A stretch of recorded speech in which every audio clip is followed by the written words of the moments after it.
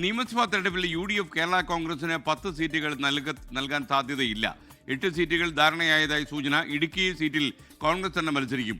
ചങ്ങനാശ്ശേരി സീറ്റും കോൺഗ്രസ് ഏറ്റെടുക്കാൻ സാധ്യതയുണ്ട്. കേരള കോൺഗ്രസിന് 10 സീറ്റ് നൽകുമോ എന്ന ചോദ്യത്തോട് KPCC പ്രസിഡന്റും പ്രതിപക്ഷ നേതാവും ഇതുവരെ പ്രതികരിച്ചിട്ടില്ല.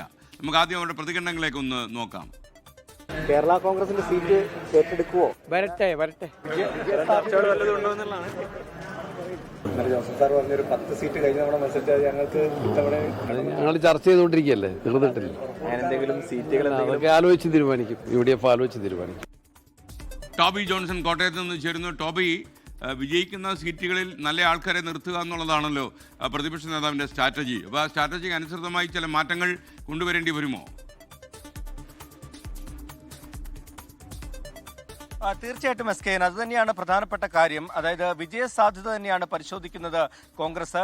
പക്ഷേ അതേ നാണയത്തിൽ തന്നെ PJ ജോസഫും മറുപടി നൽകുന്നുണ്ട്. കഴിഞ്ഞ ദിവസം നമ്മളോട് പ്രതികരിച്ച PJ ജോസഫ് പറഞ്ഞത് വിജയസാധ്യത 140 മണ്ഡലങ്ങളിലും നോക്കേണ്ടി വരും, അത് മാത്രമാണ് ഈ 140 മണ്ഡലങ്ങളിലും പരിശോധിക്കുന്നത് എന്നാണ് അദ്ദേഹവും മറുപടി നൽകിയത്. അതായത് കേരള കോൺഗ്രസിന്റെ മാത്രമല്ല കോൺഗ്രസ് സ്ഥാനാർത്ഥികൾക്കും ഇതേ മാനദണ്ഡം ബാധകമാണെന്നുള്ള ഒരു കാര്യമാണ് PJ ജോസഫ് ഇൻഡയറക്റ്റ് ആയിട്ട് പറഞ്ഞു വെക്കുന്നത്. എന്തായാലും ഇന്നലെ PJ ജോസഫുമായി KPCC പ്രസിഡന്റും അതുപോലെ തന്നെ പ്രതിപക്ഷ നേതാവും കൂടിക്കാഴ്ച നടത്തി. ഇന്നലെ RV തോമസ് അനുസ്മരണവുമായി ബന്ധപ്പെട്ട് പാലായിലെത്തിയപ്പോഴാണ് ഇരു നേതാക്കളും PJ ജോസഫുമായി സംസാരിച്ചത്. ഈ കാര്യങ്ങൾ സംസാരിച്ചിട്ടുണ്ട് എന്നുള്ളൊരു വിവരമാണ് നമുക്ക് ലഭിക്കുന്നത്. എന്തായാലും നമുക്ക് ലഭിക്കുന്ന സൂചനകൾ അനുസരിച്ച് 8 സീറ്റുകളിലേക്ക് കേരള കോൺഗ്രസ് എത്തിയേക്കുമെന്നുള്ള സൂചനയാണ്. അതായത് കഴിഞ്ഞ തവണ മത്സരിച്ച 10 സീറ്റുകൾ ഇത്തവണ ലഭിച്ചേക്കില്ല എന്നുള്ള വിവരം തന്നെയാണ് പുറത്തു വരുന്നത്. അതിൽ പ്രധാനപ്പെട്ട 2 സീറ്റുകൾ കോൺഗ്രസ് ഏറ്റെടുത്തിരിക്കും. അതിൽ ഏറ്റവും പ്രധാനപ്പെട്ടത് ഇടുക്കി സീറ്റാണ്. ഇടുക്കി സീറ്റിൽ റോഷിക്കെതിരെ കോൺഗ്രസ് സ്ഥാനാർത്ഥി മത്സരിച്ചാലേ വിജയിക്കാൻ സാധിക്കൂ എന്നുള്ളൊരു കാര്യമാണ് അവർ മുന്നോട്ട് വെച്ചിട്ടുള്ളത്.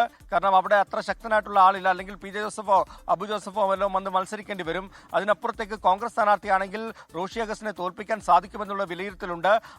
അതിനോട് ജോസഫ് ഏകദേശം വഴങ്ങിയതായിട്ടുള്ള സൂചന തന്നെയാണ് പുറത്തു വരുന്നത്. അതോടൊപ്പം തന്നെയാണ് ചങ്ങനാശ്ശേരി സീറ്റിൽ കാര്യമായിട്ടുള്ള ഒരു സ്ഥാനാർത്ഥി PJ ജോസഫിന് കണ്ടെത്താൻ സാധിച്ചിട്ടില്ല. അങ്ങനെ ഒരു കരുത്തനായ സ്ഥാനാർത്ഥി വന്നാൽ അവിടെയും കോൺഗ്രസ് അല്ലെങ്കിൽ UDFന് വിജയിക്കാൻ സാധിക്കും. കോൺഗ്രസ് ഈ സീറ്റ് ഏറ്റെടുത്ത് കൈപ്പത്തി ചിഹ്നത്തിൽ അവിടെ ചങ്ങനാശ്ശേരിയിലും മത്സരിക്കുകയാണെങ്കിൽ ഈ 2 സീറ്റുകളിലും വിജയം നേടാൻ സാധിക്കുമെന്നുള്ള ഒരു വിലയിരുത്തലിലേക്ക് UDF കോൺഗ്രസ് നേതൃത്വം എത്തിയിട്ടുണ്ട്. അതുകൊണ്ട് തന്നെ ഈ 2 സീറ്റുകളും ഏറ്റെടുക്കാനുള്ള സാധ്യത തന്നെയാണ് നിലനിൽക്കുന്നത്. അതിനപ്പുറത്തേക്ക് അവർക്ക് ഈ 2 സീറ്റുകൾ ഏറ്റെടുക്കുമ്പോൾ മറ്റേതെങ്കിലും സീറ്റ് നൽകുമോ എന്നുള്ള ചോദ്യം കൂടിയുണ്ട്. പൂഞ്ഞാർ അടക്കമുള്ള സീറ്റുകൾ കേരള കോൺഗ്രസിന് നൽകാനുള്ള സാധ്യത കൂടി നിലനിൽക്കുന്നുണ്ട്. ഏറ്റുമാനൂർ സീറ്റ് നേരത്തെ ഏറ്റെടുത്തേക്കുമെന്ന് പറഞ്ഞിരുന്നുവെങ്കിലും അതിനെക്കുറിച്ചുള്ള ചർച്ചകൾ ഇപ്പോൾ ഇല്ല എന്നുള്ള സൂചന തന്നെയാണ് ലഭിക്കുന്നത്. കാരണം അവിടെ ശക്തനായിട്ടുള്ള സ്ഥാനാർത്ഥിയെ കേരള കോൺഗ്രസിന് തന്നെ കണ്ടെത്താൻ സാധിച്ചിട്ടുണ്ടെന്നുള്ള സൂചനകളും പുറത്തു വരുന്നു. എന്തായാലും 10 സീറ്റുകൾ എന്നുള്ള കാര്യത്തിൽ യാതൊരു പ്രതികരണവും ഇപ്പോൾ നടത്താൻ കോൺഗ്രസ് നേതാക്കൾ തയ്യാറായിട്ടില്ല. ഏതെങ്കിലും തരത്തിലുള്ള നീക്കുപോക്കുകൾ ഉണ്ടായിട്ടുണ്ടോ എന്നറിയില്ല. അങ്ങനെ സാധാരണ നമ്മൾ ചോദിക്കുമ്പോൾ ഈ 10 സീറ്റുകൾ കഴിഞ്ഞ തവണ കേരള കോൺഗ്രസ് മത്സരിച്ചതാണ്, അവർ തന്നെ മത്സരിക്കട്ടെ എന്നാണ് ഈ നേതാക്കളൊക്കെ പറയേണ്ടിയിരുന്നത്. പക്ഷേ അങ്ങനെ ഒരു പ്രതികരണം നടത്തിയിട്ടില്ല. വരട്ടെ, നമുക്ക് നോക്കാം, അല്ലെങ്കിൽ ചർച്ച നടക്കുകയാണ് എന്നുള്ള പ്രതികരണം മാത്രമാണ് ഈ 2 നേതാക്കളും നൽകിയിട്ടുള്ളത്.